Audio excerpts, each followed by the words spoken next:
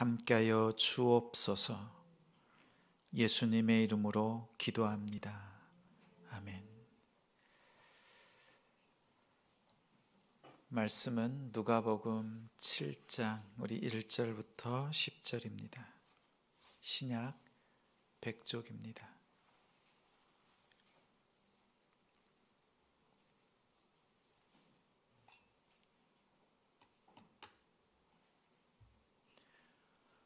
우리 한 절씩 교독하겠습니다.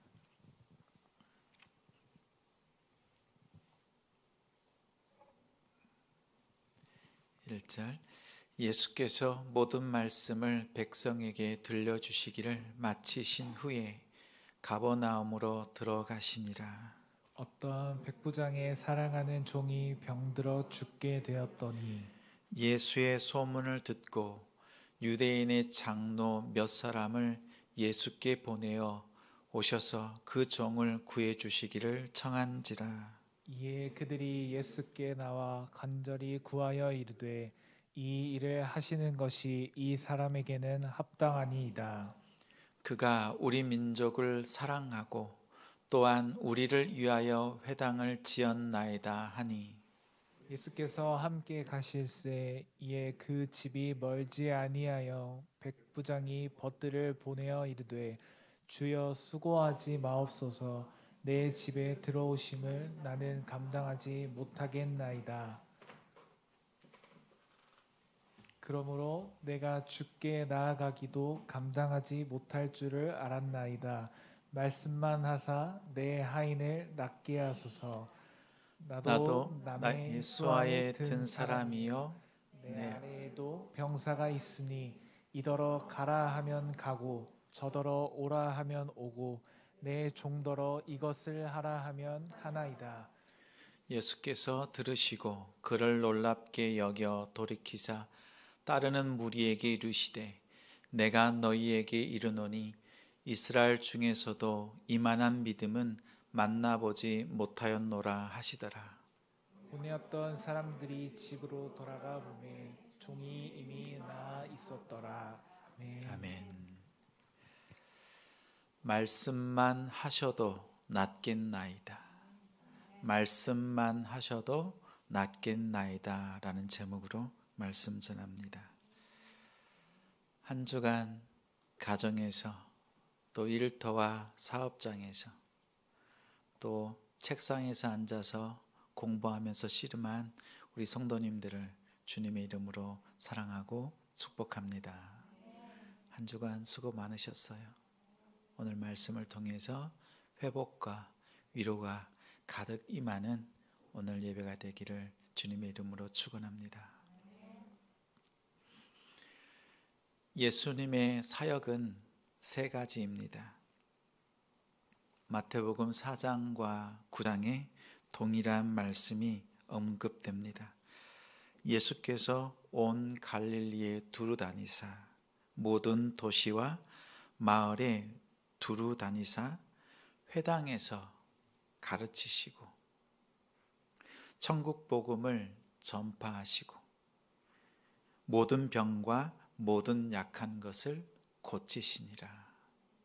이 세 가지를 두 절에서 동일한 말씀으로 이렇게 우리에게 일러주고 있습니다. 가르치시고 전파하시고 치료하시고 삼고. 예수님께서 가시는 곳마다 이 세 가지의 사역을 하셨습니다. 우리 성도님들께 여쭙니다. 우리 성도님들은 한 주간 여러분의 사역은 무엇으로 말할 수 있습니까? 예수님은 이 세 가지로 말씀하셨는데 우리는 무엇으로 요약해서 말할 수 있습니까? 먹고 자고 눕고 일어나는 우리 일상 속에서 하나님께서 가장 기뻐하시는 모습, 기도의 자리를 지키고 하나님께 예배로 나아가고 세상 속에서 말씀을 묵상하면서 말씀 붙들고 쓸려가지 않도록 부단히 애썼던 우리의 모습들, 말씀 한 조각이라도 나의 삶에서 실천하고자 애썼던 여러분의 모습을 주님께서 기억하십니다. 주님께서 기억하시고 가장 좋은 것으로, 복된 것으로 인도하실 줄 믿습니다. 오늘 1절에 예수께서 모든 말씀을 백성에게 들려주셨다 말합니다. 오늘 본문 말씀은 백부장의 종을 고치신 이 기적의 말씀은 마태복음 우리 8장과 오늘 누가복음 7장에 동일하게 언급되어 있습니다. 그런데 이 사건 앞에 예수님의 말씀이 등장합니다. 마태복음에는 5장에 예수님께서 산으로 올라가십니다. 올라가셔서 우리가 너무나 잘 아는 팔복을 선언하시고 주옥 같은 말씀을 선포하십니다. 6장, 7장까지. 그리고 8장에 이르러서 산에서 내려오시고 난 뒤 중풍병자를 고치시고 이 백부장의 종을 고치시는 사건이 기록됩니다. 누가복음 역시 6장 17절에 예수께서 그들과 함께 내려오사 평지에 서시니, 마태복음에는 산상수훈, 산에서 가르치시는 것으로, 누가복음에는 평지에서 설교하신 것으로 말합니다.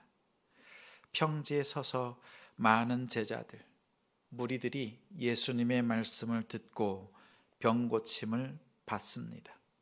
유대의 여러 지방에서, 예루살렘과 두로와 시돈에서 많은 백성들이 나와 예수님의 말씀을 듣고 병 고침을 받습니다. 예수님은 백부장의 종을 고치신 사건 앞에서 산지와 평지에서 가르치셨습니다.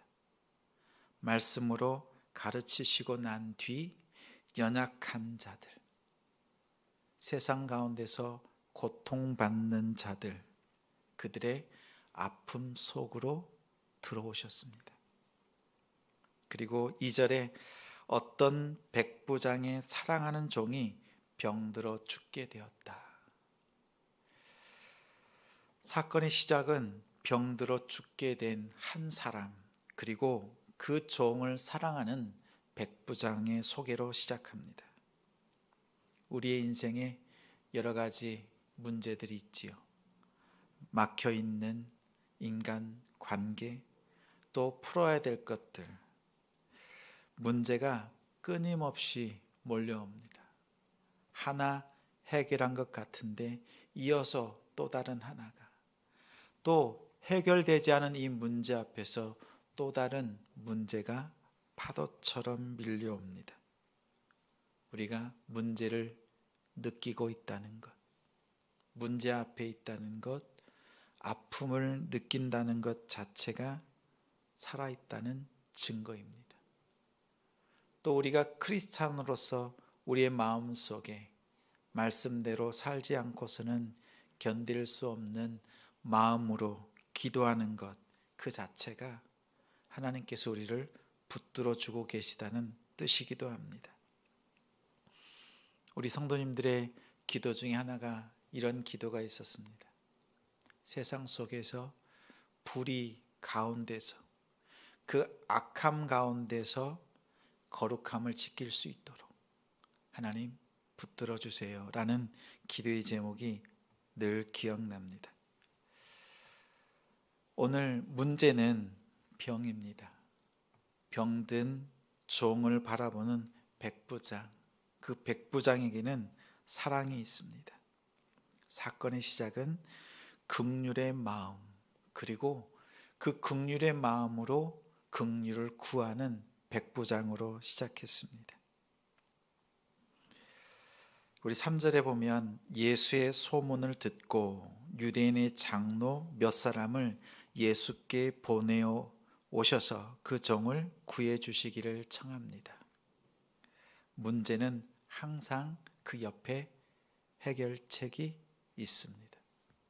기억하십시오. 문제 옆에 해결책이 있습니다. 문제는 우리 눈에 문제만 보이는 것이 문제입니다. 문제가 너무 크게 다가와서 해결책이 도무지 보이지 않습니다. 우리의 눈에는 골리앗만 보입니다. 하나님의 약속이 보이질 않습니다. 그런데 오늘 백부장에게는 이 해결책이 들립니다. 때마침 예수의 소문을 들었습니다. 예수의 소문, 예수님께서 하신 세 가지가 무엇입니까? 먼저 가르치시고 선포하시고 치료하시고, 3고 세 가지입니다. 먼저 가르치시고 전파하시고 치료하시고, 이 세 가지입니다.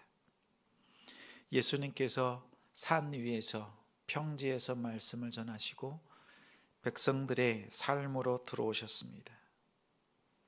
백부장은 이야기를 듣습니다. 마태복음에서는 문둥병자의 손을 얹으시고 치료하시고 베드로의 장모의 열병을 고치셨던 그 예수님, 누가복음에는 바로 뒤에 이어서 나인성의 과부의 아들을 다시 살려내시는 그 능력의 예수님을 듣습니다. 그 예수님의 소식을 듣고 사람들을 보냈습니다. 마태복음에는 백부장이 직접 예수님께 나아간 것으로 기록했습니다. 그러나 누가복음에는 조금 더 자세하게 백부장의 그 요청을 가지고 장로들이 예수님께 나아간 것으로 말합니다. 마태복음과 누가복음이 다른 것이 아니라 결국 그 요청은 백부장의 요청이기에 마태복음에는 직접 나간 것으로 묘사했습니다. 그런데 오늘 본문에는 세 가지 시선이 있습니다. 이 백부장을 향한 세 가지 시선. 이 세 가지 시선 중에서 한 가지가 제일 중요한데 먼저 두 가지를 살피고 또 가장 중요한 시선을 살피겠습니다. 우리 자신도 타인이 누군가 나를 바라보는 시선이 있지요. 우리는 그 시선에 민감합니다. 또 나 자신이 나를 보는 시선이 있습니다. 그리고 마지막 시선은 예수님께서 우리를 바라보시는 시선이 있습니다.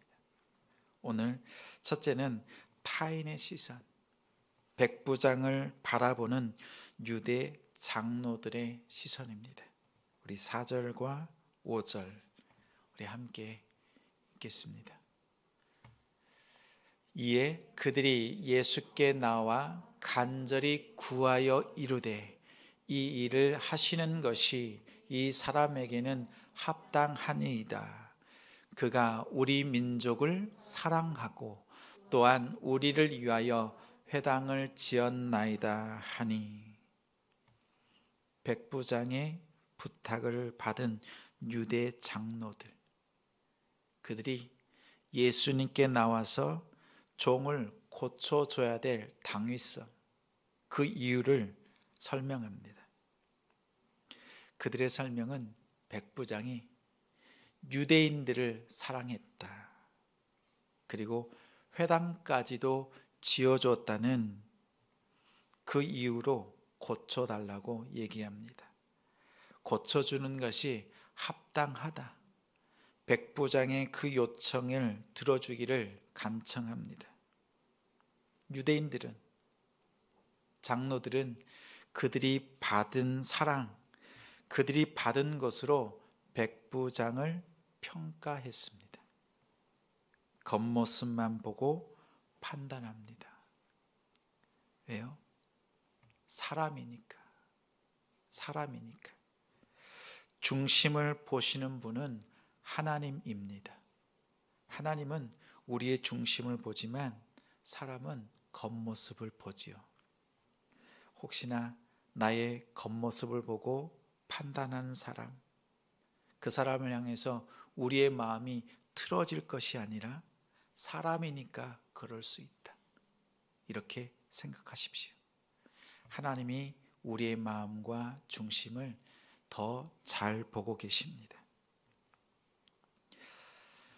하나님을 움직이는, 하나님께서 기적을 베푸시고 역사를 일으키시는 것은 이러한 우리가 하나님 앞에 헌신하고 수고한 것, 그것으로 하나님이 움직이질 않습니다. 백부장이 사랑하고 또한 그 공동체 안에서 행한 일들은 어떠한 거래의 조건이 아니라 하나님 앞에 마땅히 해야 될 일입니다. 오히려 긍휼의 마음을 가지고 있는 것, 장로들은 이 백부장 마음 속에 있는 종까지도, 재산처럼 여기는 종까지도 사랑하는 그 긍휼의 마음을 오히려 예수님께 고했어야 합니다. 하나님의 성품, 그리고 예수 그리스도를 닮은 그 성품으로 나아가는 백부장을 강구했다면 더 좋았겠다. 그것이 이 백부장의 그 성품을 예수님께 바르게 고하는 모습이 아니었겠는가 생각합니다.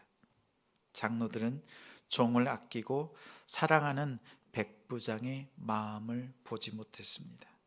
겉으로 드러나는 것, 그 마음 속에 있는 것을 헤아리지 못했습니다. 여러분들이 선물을 받으면 선물 그것만 보는 것이 아니라 선물을 준 그 사람의 마음을 헤아리잖아요.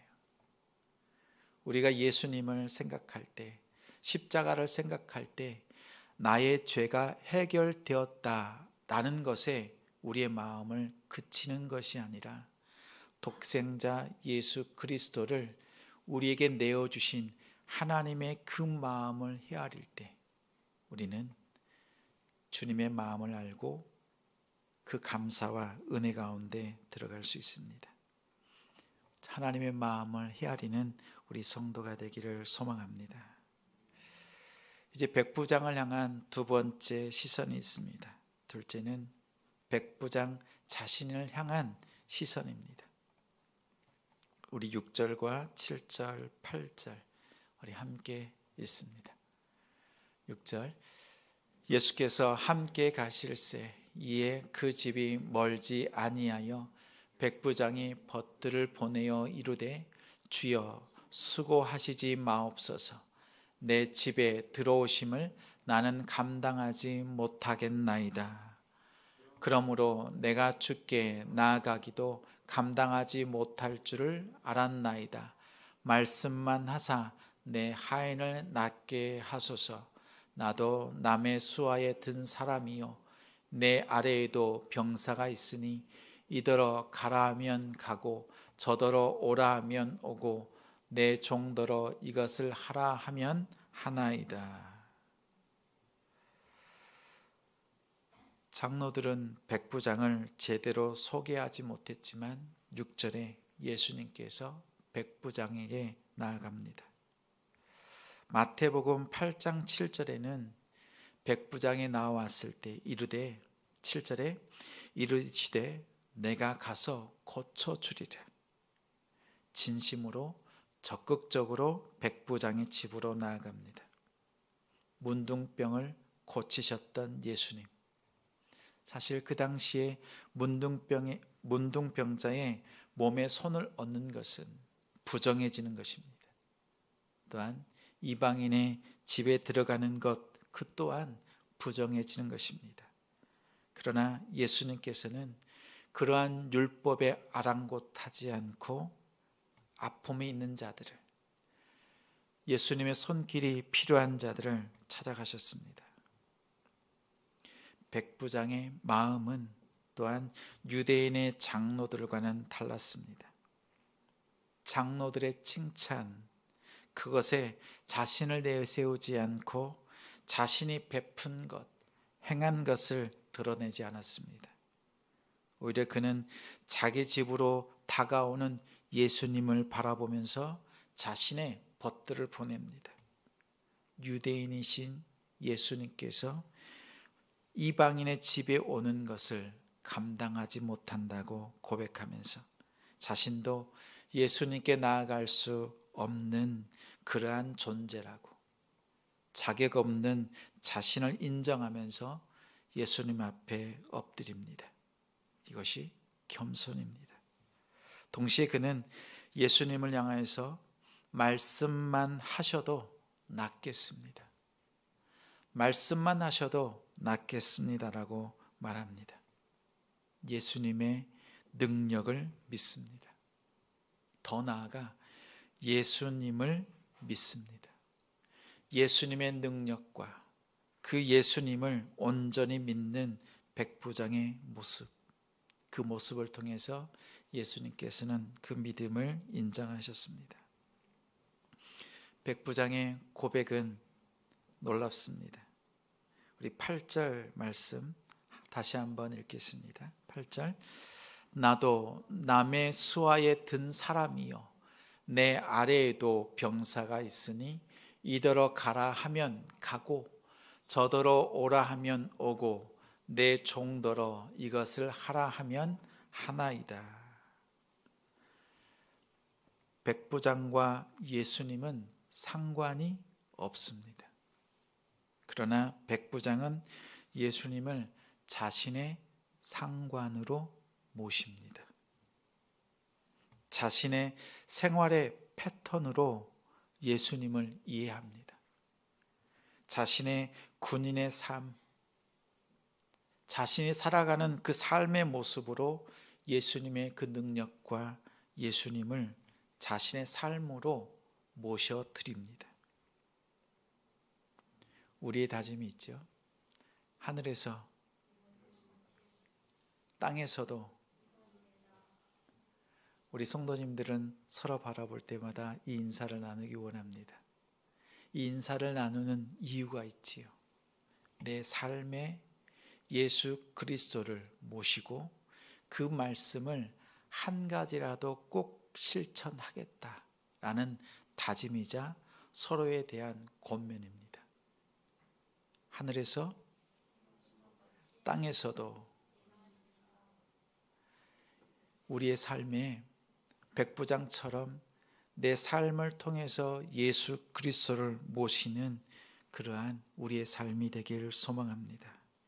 말씀을 여러분의 삶 속으로, 예수님을 여러분의 생활 속으로 모실 때 우리의 삶에 진정한 변화가 있습니다. 이제는 백부장을 향한 세 번째 시선이 있습니다. 셋째는 예수님의 시선, 예수님의 말씀입니다. 우리 9절과 10절 함께 읽습니다. 예수께서 들으시고 그를 놀랍게 여겨 돌이키사 따르는 무리에게 이르시되 내가 너희에게 이르노니 이스라엘 중에서도 이만한 믿음은 만나보지 못하였노라 하시더라. 보내었던 사람들이 집으로 돌아가 보매 종이 이미 나아 있었더라. 예수님께서 인정하신 것은 유대 장로들의 추천이 아니었습니다. 그들의 칭찬이 아니라 백부장의 고백, 자신의 삶으로 예수님을 모셔드린 그의 고백이었습니다. 이스라엘 중에서 이만한 믿음을 보인 자가 없다고 극찬했습니다. 그의 믿음대로 백부장의 집에 가지도 않고 그 종을 고쳐주셨습니다. 예수님의 기준은 믿음이었습니다. 믿음. 백부장에게는 두 가지 모습이 있습니다. 2절의 백부장은 사랑의 사람입니다. 사랑의 사람. 9절의 백부장은 믿음의 사람입니다. 사랑과 믿음. 사랑 가운데서 예수님께서 이 백부장의 믿음을 들추어 내셨습니다. 사랑과 믿음의 공통점이 있습니다. 공통점은 공동체 안에서 일어나는, 공동체 안에서 나타나는 것입니다. 사랑은 공동체 안에서 공동체가 요구하는 것을 행동으로 옮기는 것입니다. 그래서 공동체 안에서 실천하고 섬깁니다. 자신의 것을 희생하고 또한 공동체가 하나 되는 모습을 위해서 자신의 것을 내어놓습니다. 믿음은 공동체 안에서 행하는 것이지만, 나타나는 것이지만 다른 점이 있습니다. 무엇이 다를까요? 믿음이란 마음의 동의, 감정적인 동의가 아닙니다.